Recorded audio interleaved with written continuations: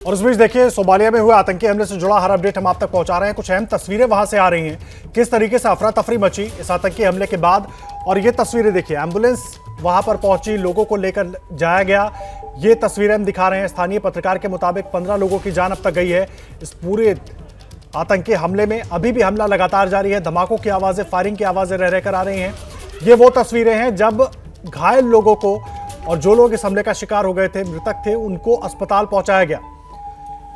और लगातार सोमालियाई पुलिस और सेना की तरफ से जवाब देने की कोशिश इस हमले की जा रही है। होटल पर दोबारा कब्जा करने की कोशिश हो रही है, लेकिन आतंकी क्योंकि होटल में प्रवेश कर चुके हैं, अलग अलग जगहों पर छुपे हैं। सूत्रों के हवाले से जानकारी यह भी मिली, स्थानीय लोगों के हिसाब से यह भी कहा गया कि बहुत से लोगों को बंधक भी इन आतंकियों ने बना लिया है। और जिस आतंकी संगठन ने हमला किया है, अल-शबाब, वो अल-कायदा से जुड़ा हुआ है और लगातार लंबे वक्त से सक्रिय है सोमालिया के अंदर। और तमाम कोशिशों के बाद ये संगठन बार बार इस तरह की घटनाओं को अंजाम देता रहा है। लेकिन मोगादिशु में ये जो घटना, जिस तरीके से होटल हयात पर हमला हुआ, वो बिल्कुल मुंबई अटैक जैसा है। जैसा मुंबई में होटल ताज पर हमने हमला देखा था आज से 14 साल पहले, बिल्कुल वैसा ही हमला सोमालिया में होटल हयात में, राजधानी मोगादिशु में। तस्वीरें लगातार हम आपको दिखा रहे हैं क्योंकि ये घटना बहुत महत्वपूर्ण हो जाती है वैश्विक स्तर पर भी। जो पोजीशन है, जिस तरीके से सोमालिया में जहां पर ये घटना हो रही है, उसके बाद और अगर कब्जा होता है अल-शबाब का, तो उसके बाद भी कई सवाल खड़े होंगे कि जो वैश्विक व्यापार है उस पर इसका क्या असर पड़ेगा। संजीव जी भी हमारे साथ जुड़े हुए हैं, प्रणय उपाध्याय मेरे सहयोगी जुड़े हैं। प्रणय, सबसे पहले मैं आपके पास आ रहा हूं, कुछ और लेटेस्ट अपडेट मिल पाया अभी, क्योंकि करीब करीब 14 घंटे का वक्त हो चुका है इस हमले को, लगातार जारी है हमला। देखिए, जो स्थानीय मीडिया है उसके मुताबिक फिलहाल उन्हें रोका भी जा रहा है, उनके ऊपर पाबंदी भी है उस पूरे इलाके के अंदर जाके लाइव कवरेज करने की। इसलिए बहुत ज्यादा लेटेस्ट अपडेट नहीं मिल पा रहा है, क्योंकि कुछ पत्रकारों को पुलिस ने बाकायदा हिरासत में भी लिया, क्योंकि वो लाइव कर रहे थे उस समय में। इसलिए आप सोच सकते हैं कि एक और सिमिलैरिटी देखने को मिलती है मुंबई आतंकी हमले जैसी, क्योंकि लाइव करने से फिलहाल रोका जा रहा है, लेटेस्ट अपडेट देने से रोका जा रहा है। सुरक्षा बल इस इलाके को कॉर्डन कर चुके हैं, जो KM4 का इलाका है मोगादिशु का, और इस पूरे इलाके के अंदर सुरक्षा बलों का ऑपरेशन अभी भी चल रहा है। लेकिन रात से जो तस्वीरें सामने आ रही हैं, जो स्थानीय लोगों की तरफ से जो तस्वीरें सामने आई हैं इस पूरे हमले की, क्योंकि अफरा तफरी के बीच भी लोगों को बाहर निकलते हुए, क्योंकि बहुत सारे छोटे बच्चे भी थे इसके अंदर, कई बच्चों को वहां से बाहर निकाला गया, क्योंकि परिवार के साथ लोग वहां मौजूद थे। शाम का वक्त था जिस समय इस हमले को अंजाम दिया गया। 2 धमाके हुए और उसके साथ ही जो एक धमाका हुआ, कई मोर्टार फायर भी किए गए हैं। जो स्थानीय पत्रकार हैं उनका कहना है, जो जानकारी हमारी भी बातचीत हो पा रही है उनसे, उनका कहना है कि कई मोर्टार हमले हुए जिसके अंदर आसपास की जो बिल्डिंग्स थी वहां भी जो है नुकसान हुआ है, और उसके अंदर करीब 4 लोग घायल हुए हैं। उसके अंदर गंभीर रूप से घायल हुए हैं, जिन्हें अस्पताल में भर्ती कराया गया है। ये तो इसका मतलब है कि केवल होटल को ही नहीं बल्कि आसपास के इलाके को भी निशाना बनाया गया। दहशत जो है वो पूरी तरह से इस पूरे इलाके के अंदर भी है। और 12 घंटे से ज्यादा के वक्त के बावजूद भी फिलहाल चूंकि होटल को खाली नहीं कराया जा सका है, इसलिए इस बात का सही अनुमान नहीं लग पा रहा है कि आखिर कितने लोग इस होटल के अंदर अब भी मौजूद हैं, कितने लोगों को मार दिया गया है, कितने लोग अभी भी घायल हैं इसके अंदर, कितने लोग इस समय में, क्योंकि जिस तरीके से हमले को अंजाम दिया गया, जिस तरीके से अल-शबाब ने इसकी जिम्मेदारी ली, और जिम्मेदारी लेने के साथ साथ उसने ये भी कहा कि ये अधिकारियों को मारने के लिए किया गया उसका सुसाइड मिशन है।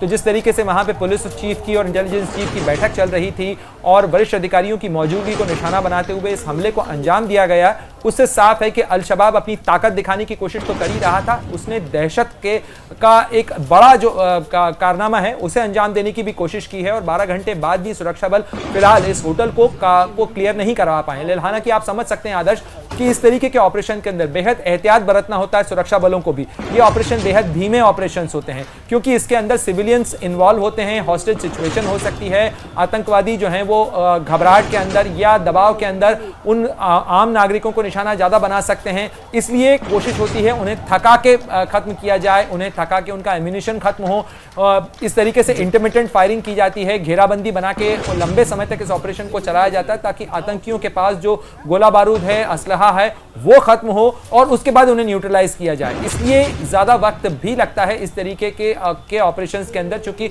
होटल जैसी इमारत है, उस इमारत के अंदर बहुत सारे सिविलियंस हो सकते हैं, उसके अंदर कई रास्ते उसके हो सकते हैं, इसलिए कई जगह पे उन्हें ब्लॉकेट करना होता है, रोकना होता है, ताकि सुरक्षित लोगों को निकालने के कुछ रास्ते भी खोलने होते हैं। तो इस तरीके के कॉम्प्लेक्स ऑपरेशन के अंदर वक्त लगना काफी लाजमी है। लेकिन यह बात भी है कि जिस तरीके से हमले को अंजाम दिया गया और जिस तरीके से सुरक्षा बलों की नाकामी सामने आई है, वो ये बताता है कि यहाँ पे आतंकी संगठन की ताकत फिलहाल ज्यादा नजर आ रही है बजाय कि सुरक्षा बलों की। जी प्रणय आप रहे हैं। डॉक्टर वाइल अहमद भी, वाइल अब्बास साहब भी हमारे साथ जुड़े हुए हैं, हमारे साथ संजीव जी भी जुड़े हैं। डॉक्टर अब्बास, मैं आपका रुख कर रहा हूँ, एक चीज़ आपसे समझना चाहूँगा, इस पूरे ईस्टर्न अफ्रीका की मैं बात कर रहा हूँ। एक तो अल शबाब तो है ही, इसका दबदबा तो हम देख ही रहे हैं, और किस तरीके से इसका दबदबा बना हुआ है वो हम सामने देख रहे हैं इस घटना के जरिए भी। इसके अलावा और भी आतंकी संगठन है जो साइमल्टेनियसली एक के बाद एक समस्याएं खड़ी कर रहे हैं।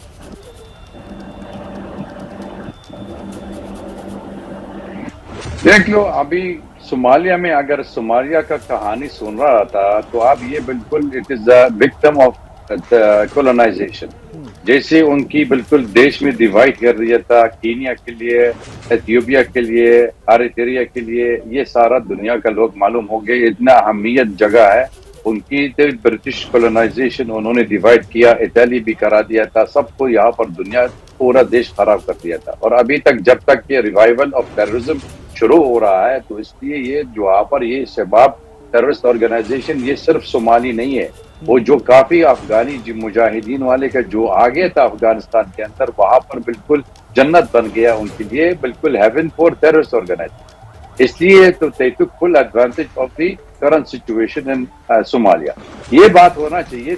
दूसरी बात ये भी है, ये भी समझाना पड़ेगा लोग है, जैसे आपकी बम्बई का शुरू हो गया था बम्बई में, लेकिन ये जो group of terrorist from across the border आ गया आपके पास, इस जगह में बहुत इनका इन्फ्लुएंस है, काफी सपोर्ट है, काफी उनका मार्केट इकोनॉमी भी है, मतलब ये लोग देते हैं क्योंकि सिंपैथाइजर बहुत है उसके साथ, और सिंपैथाइजर बहुत है, इसका नहीं मतलब ये नहीं मांग रहे ये वो जो टेररिस्ट ऑर्गेनाइजेशन देश बन रहा जाते हैं या सरकारी बन रहा जाते हैं वहां पर है, लेकिन वहां पर लोग के इसका एक चीज है डर लगता है, और फॉरेन इंटरवेंशन भी सबसे ज्यादा होता है। और तीसरी बात, वहां पर जब तक ड्राउट है, जब तक फमीन हो गया था, जब तक वो तो खाना नहीं मिलता है, ये वो बिल्कुल ड्राउट हो रहा है, और यहाँ पर लोग भी कई पैसा भी मांग रहे, तो ये टेररिस्ट ऑर्गेनाइजेशन फंडिंग भी शुरू वहां पर हो गया था, पायरेसी भी है, या उनके लिए जो इकोनॉमिक जो मिल रहा था वहां पर वो भी शुरू हो रहा है। इसलिए ये हम लोग कह रहे रिवाइवल शुरू हो गया था, क्योंकि अभी तक अमेरिकन फौज में अमेरिकन फोर्सेस दोबारा आना चाहिए। दोबारा आने के लिए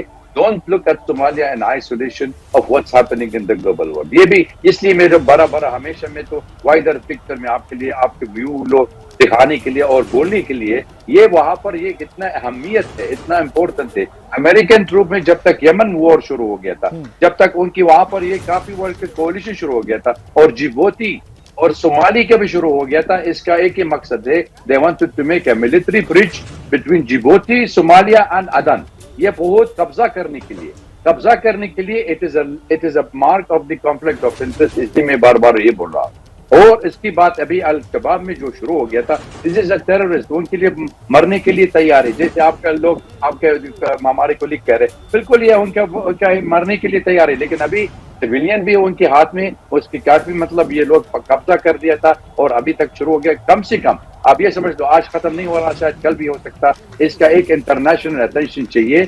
इंटरनेशनल अटेंशन के लिए चाहिए, किस चीज के लिए? ये बिल्कुल हिज्जी के लिए अमेरिका दोबारा आने के लिए चाहिए। इसकी क्योंकि प्रेसिडेंट बाइडेन में कह रहे हैं we wanted to come back to Africa, और सोमालिया भी अंदर आना चाहिए। तो इसका एक ही मकसद है, ये तो टेररिस्ट ऑर्गेनाइजेशन जैसे बोको हराम हो गया था, या सोमाली वाले के ग्रुप है, या किसी और जगह सुदान के अंदर भी हो सकता है। American are there to present for two reason, उनके लिए जो रिसोर्सेज मांग रहे, और एंटी चाइना पॉलिसी वहां पर ये सब लोग निकालने के लिए, और दे आल्सो एंटी यूरोपियन भी हो रहा है, क्योंकि American wanted to revive their presence in Africa. जैसे ही घड़ी का काटा दोपहर 2:30 पे आए, बबीता जी का दिल सास बहू साजिश के लिए मचल जाए।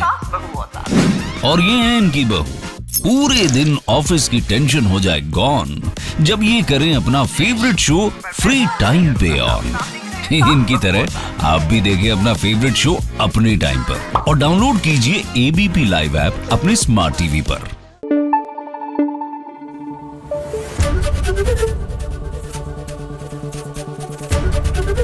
एबीपी न्यूज आपको रखे आगे।